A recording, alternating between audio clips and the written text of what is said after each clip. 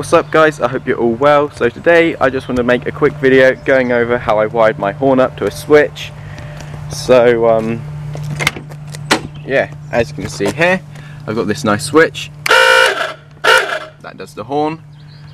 So the reason I've got my horn wired up to a switch like this is just because ever since I installed this aftermarket steering wheel, I never got the horn button for it working. So I decided just to wire up to a switch, as it's a lot easier to wire up, because the connector for this horn button here is different to like all the plugs for the standard horn button, you know, like the whole airbag piece you'd press in.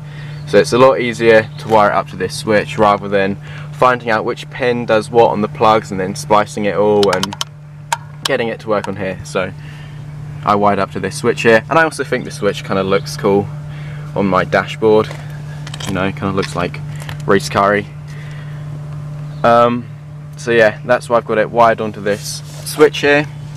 I did want to have it wired onto a button, so I could just like press it in and out whenever I wanted to use the horn.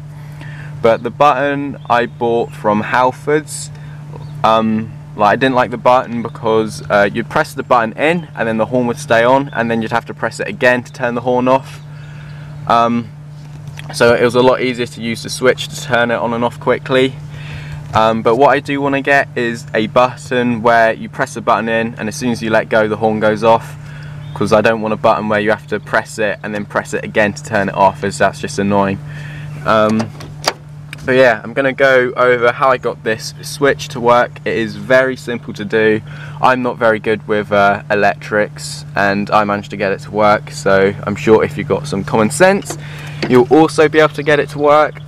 But yeah, I'm going to start off in the engine bay where I have my horn. Right, so yeah, I do have an aftermarket horn here, but I'm pretty sure it'll just be the same process for the standard horn like this, as it does use like the standard connector, you know, where you can just switch it around on a spade connector. Because yeah, last MOT I had, it failed on this horn for some reason, even though I'm pretty sure this is legal. I may be wrong, but it did fail on it. But what I do for MOTs is I just unplug this here, plug it into that for the MOT. As soon as I got the MOT, I plug it back in here. Yeah, right, trying to think what I was actually saying now. I was going to go over how I got it all working. So this is my horn here. This is the earth for it, what you can just ignore, as no matter what button it's on, it's going to be using this earth. So yeah, as I said, I'm not good with electrics, so I'm just going to call this a horn signal wire. I'm not sure if that's correct or not. Well, it is the horn signal wire, but I don't know if that's like the correct name for it or whatever. But I've got this wire here from the horn, and I currently just have it running underneath this radiator support. Once I've finished filming this video, I'm going to like tuck it all so you can't see any of the wiring. But I got to film this video first, otherwise I won't be able to show how I wired it all, because you won't see any of the wires. But yeah, I have that horn signal wire running underneath the radiator support round here. But the important bit here is it goes through this grommet just down there. It's the same grommet where all the wiring to the ECU goes, so I've got it running through that grommet, and it pops out in here just down there a bit. As you can see, I've got my red wires here, and then I've ran them red wires behind the dash, like across here, and then it goes up behind this bit of trim in front of the dials to the button there.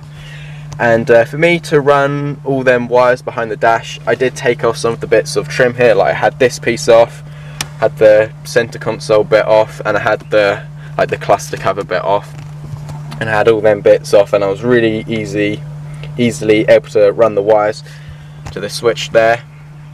And then yeah, at the end of the wire on this switch side, I got a spade connector. I think the correct word is like crimped on, maybe. Yeah, I have a spade connector crimped on, and then it just plugs in to the switch here. So that's like the signal wire for like on and off, whatever, if that makes sense. And then the other wire for the 12 volts. So I got the battery terminal here, and I've got a little ring connector crimped onto the wire here, and then it's just like bolted in behind the nut that like tightens and loosens the battery terminal there. And then I have a bit of wire that goes pretty much straight to this fuse here. So yeah, as you can see in here, I have this fuse here. You want to make sure you put a fuse in, otherwise your car could burn down or something like that. But I have this fuse here, and then it goes back to some red wire through the same grommet. That pops up down here, as I said, and it runs the same route as my other wire to the switch here. I'm not sure, but if you look in this gap down there, like, I managed to like put it all through, as you can see. Yeah, like there's the wires here, but I need to sort them out because I don't want to be able to see them. Well, you don't see them unless you put your head right down there, but I shall tuck them all nicely. And then, as well as that, spay connector crimped on the end to make it plug straight into the switch there. So yeah, very simple. So yeah, it didn't take me long to get done. Probably, well, bear in mind I'm very bad with electrics. It probably took me like an hour and a half to all do. Some of you will be able to do it a lot quicker than that. But yeah, I got all the bits from Halford, so like the wire, the fuse, and then like all the spades and ring connectors, all from Halford's, and the switch. Probably cost me maybe less than £10, maybe a bit over £10 for the lot. I can't remember now.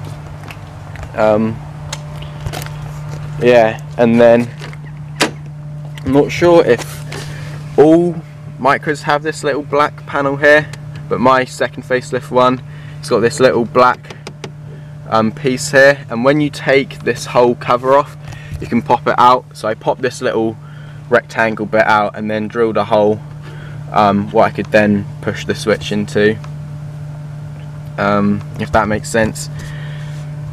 I'm not good with electrics, so it's quite hard for me to explain everything, but if you have any questions, just leave them in the comments and I'll try to get back to you and help you out. So yeah, I guess that's all I got to say really. So I hope this video was either useful or enjoyable, I don't know. But yeah, I hope you're all well. Thanks for watching. Be sure to stay tuned for more Micra videos. I've got some really good videos coming up on this and my other Micra tucked away in the garage. I've got a lot of questions about what's going on with this, so I want to make it all one colour again, and yeah, give it a bit more power. So yeah, look forward to that. I'll see ya.